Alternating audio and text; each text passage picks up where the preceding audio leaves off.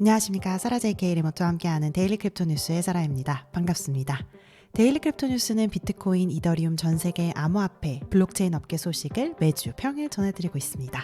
새해 복 많이 받으시고요. 2월 9일 금요일 에피소드 시작합니다.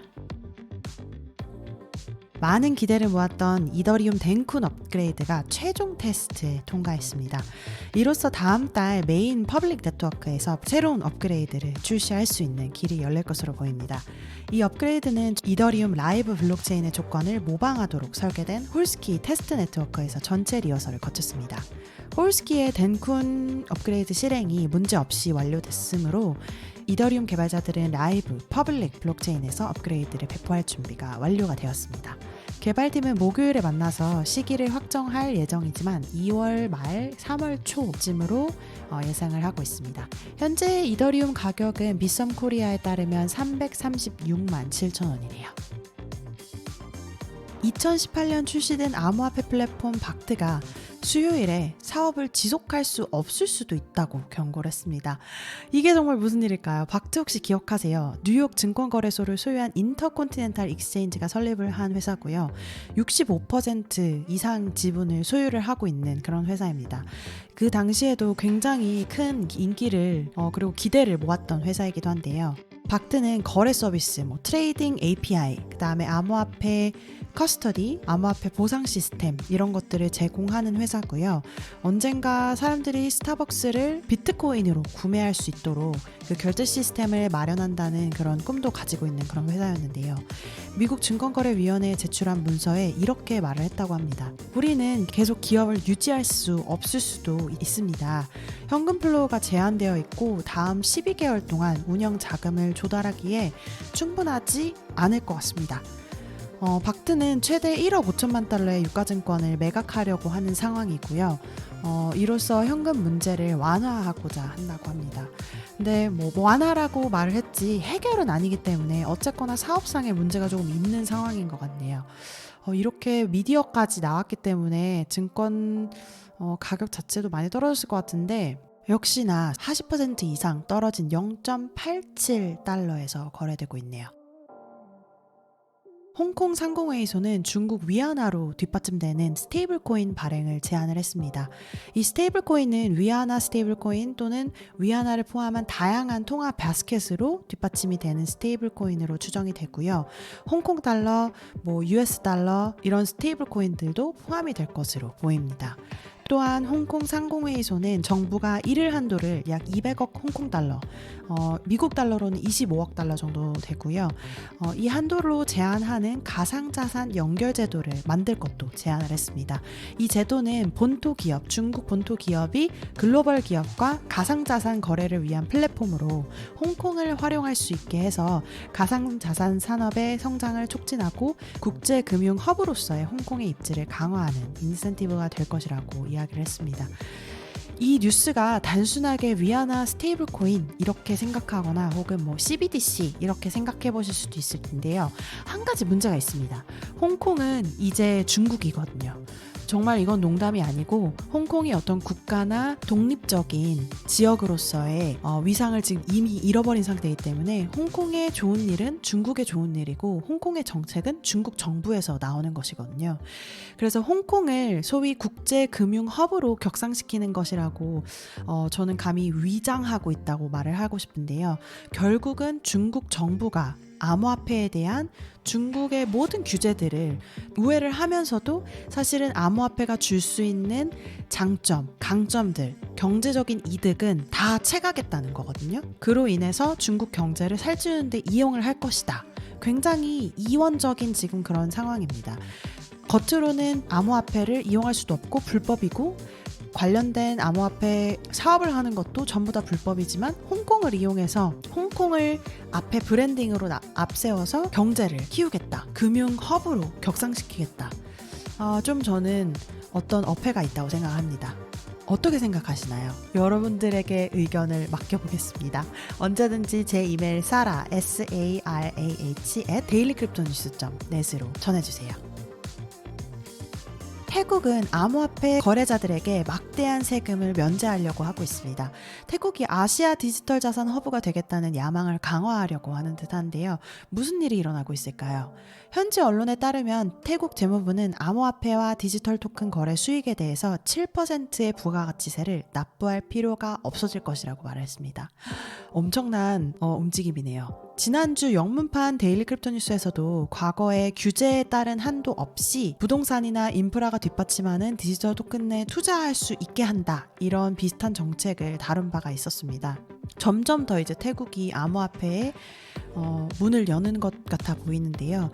과거에는 정책상 태국의 개인 투자자들은 자산형 ICO의 오퍼당 30만 바트, 약 8,400만 달러라는 투자 한도가 있었거든요. 요거를 아예 풀어버린 겁니다.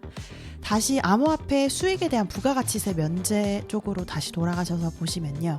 이 면제는 디지털 자산을 자금 조달의 대안으로 장려하는 것을 목표로 합니다. 그리고 원래는 이 정책이 2023년 말에 만료될 예정이었고요. 결국에 이제 적용이 된 겁니다. 그래서 태국의 허가된 디지털 자산 거래소 운영자들을 통해서 실행되는 거래에는 영구적으로 이 정책이 적용이 됩니다. 하지만 여전히 암호화폐를 결제 수단, 페이먼트 수단으로 이용하는 것은 제한을 하고 있는데요. 새로운 자산 클래스에 대해서 접근을 좀 신중하게 하겠다. 하지만 투자 자산으로서는 오케이. 이렇게 스탠스를 취하고 있습니다. 이번에는 한국 소식입니다. 제가 자주 읽고 있는 암호화폐 이제 글들이 몇 개 있는데요. 이번에는 제가 알기로는 한국인으로 알고 있는데 관련된 소식들을 잘 전해주시는 글을 한번 가져와 봤습니다. 슈비트의 글이고요. 지난 1월 13일 클레이튼과 핀치아의 통합이 발표가 됐습니다. 병합이죠. 발표가 됐고요. 국내 블록체인 업계가 이제 좀 들썩였는데 이 사건에 대해서 조금 더 들여다보는 새로운 시각이어서 가져와 봤습니다. 이 내용들은 여기 글에서 거의 대부분 발췌하고 조금 중략을 했고요. 내용을 보시면 한국의 유니콘 스타트업 역사까지 돌아가고 있습니다. 유니콘 스타트업 하면 다들 잘 아실 텐데요. 네이버와 카카오죠. 한국 웹2의 성장을 주도해 왔었는데요. 막대한 자본과 네트워크를 활용해서 사업 영역을 엄청나게 확장을 해왔죠. 우리 실생활에서도 네이버, 카카오 안 쓴 사람 없잖아요. 근데 이들은 글로벌 확장을 그 다음 목표로 하는 대신 한국 시장에만 집중을 해서 경쟁사를 인수하거나 경쟁사를 능가하거나 그리고 시장을 독점해서 수수료를 늘리거나 이런 방식으로 계속 발전을 해왔습니다. 암호화폐의 가파른 가격 상승을 목격한 네이버와 카카오는 각각 레이어 1 플랫폼인 핀치아와 클레이튼을 출시를 했습니다. 클레이튼은 많이 알고 계실 거예요. 한국의 블록체인 하면 클레이튼이라고 딱 생각을 하시게 되시죠.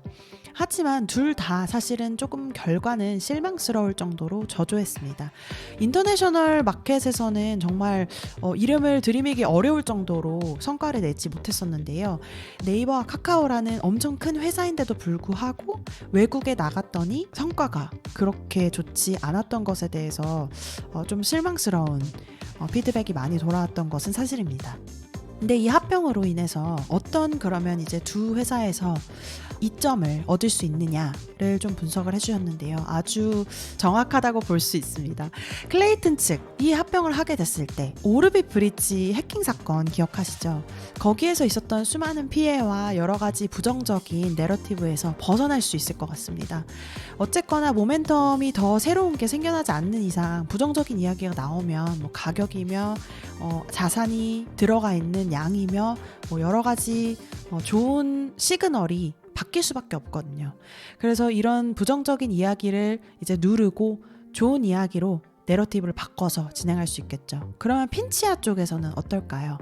바로 새로운 프로젝트로 부상을 해서 여러 거래소에서 성장을 하고 이런 길들이 훨씬 더 쉬워지겠죠. 특히 뭐 외국으로 치면 바이낸스에 쉽게 상장을 할 수 있겠고요. 게다가 클레이튼에서 만약에 빠져나갔던 여러 프로젝트들이 핀치아로 옮겨오는, 그러니까 뭐 합병했으니까 옮겨온다고 하긴 좀 어려울 수 있겠지만 어쨌거나 핀치아로 옮겨오게 된다면, 거기에서 이제 다시 성장을 하게 된다면 핀치아가 블록체인 네트워크로서의 성장은 커질 수가 있겠죠. 그런 의미에서 핀치아의 원래 예정되어 있던 성장 가도를 더 빠르게 할 수 있는 일석이조의 효과를 누릴 수 있겠습니다. 여기 작가분께서는 개인적으로는 핀치아와 클레이튼의 합병이 비즈니스적으로 아주 훌륭한 결정이라고 생각을 하신다고 하네요. 저도 그렇게 생각을 하고요. 두 체인 모두 오랫동안 운영이 되어 왔고 블록체인 비즈니스의 필수적인 모멘텀을 이제 점점 더 잃고 있는 상황이기 때문에 뭐 토큰 가격이 하락이나 그리고 거기에 묶여있는 자산이 빠져나간다거나 뭐 유동성이 낮아진다거나 이런 일들이 계속 지속되면 결국에는 블록체인 네트워크로서의 의미가 없는 거잖아요. 그래서 핀치아가 결국에는 어떤 성과를 거두고 있는 상황에서 클레이튼이 가지고 있는 디파이 프로젝트가 같이 합쳐진다면 유망한 또 다른 프로젝트가 나올 수 있지 않냐 이런 생각을 하는 것 같고요. 그리고 뭐 합병이 말처럼 쉬운 일은 아니지만 그리고 또 회사 입장에서는 엄청나게 어려운 일일 것이지만 이를 실현한 두 회사의 의사결정자들은 물론 존경을 받아 마땅하다고 봅니다. 그리고 이것이 스타트업과 대기업의 차이가 아닐까 이런 이야기를 해주셨는데요. 이것도 정말 저는 동의를 하는 바입니다. 스타트업은 대표가 다 책임을 지기 때문에 어떻게 해서든 이제 밀고 나가거나 아니면 바로 이제 실패를 하거나 모멘텀을 잃는 순간 이제 실패를 하거나 두 가지 선택지밖에 없거든요. 그 이외에는 사실 한번 이제 모멘텀을 잃은 다음에 계속 이어나간다는 게 쉽지가 않습니다. 다시 이제 회생을 하는 게 쉽지가 않죠. 하지만 대기업은 여러 가지 수단을 통해서 조금 더 기사회생할 수 있는 기회도 있고 모든 대표가 모든 책임을 지는 것이 아니기 때문에 조금 조심스럽지만 그래도 돌파구를 마련해 나가는 그런 상황이 올 수 있지 않나 이렇게 보고요.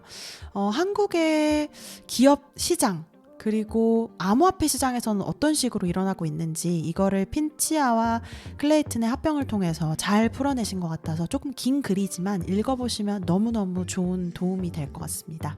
자, 그럼 암호화폐 시장 한번 볼까요? 공포와 탐욕 지수를 보면 71호 훅 뛰었는데요. 물론 이제 비트코인 가격이 6천만 원 이상으로 올라간 것이 가장 클 것 같습니다. 어쨌거나 비트코인 가격을 한번 살펴보기 위해서 빗썸 코리아로 넘어가 보시면요. 현재가 기준 1위 비트코인 6,354만 7천 원. 정말 행복한 상황인데요. 3.56% 올라간 상황이고요. 2위는 연파이낸스 0.38% 올라간 1,002만 5천 원이고요. 3위는 이더리움 1.51% 올라간 336만 9천 원. 4위는 메이커 2.46% 올라간 270만 6천 원. 5위는 BNB 1.13% 올라간 43만 8,500원. 6위는 비트코인 캐시 2.29% 올라간 33만 9천 원. 7위는 솔라나 1.13% 올라간 14만 3,600원.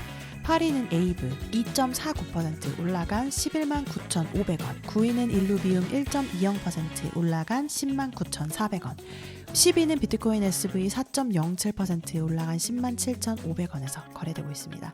차트 역시 아주 붉고 긍정적인 상황입니다. 빗 디그리로 넘어가셔서 탑 크립토 게이너 1위 보시면요. Bitball Treasures라는 프로젝트가 BTRS라는 토큰으로 173.82% 올라간 0.1445달러에서 거래되고 있고요. 탑 크립토 루저 1위는 몽골 NFT 코인이라는 프로젝트의 MNFT 토큰이 24.15% 내려간 0.0000938달러에서 거래되고 있습니다. 오늘 2월 9일 금요일 데일리 크립토 뉴스 소식은 여기까지 전해드리고요. 여러분께서 이용하시는 팟캐스트 플랫폼 유튜브에서 항상 리뷰, 구독, 좋아요 잊지 마세요. 새해 복 많이 받으시고요. 다음 주 다시 뵙겠습니다. 감사합니다.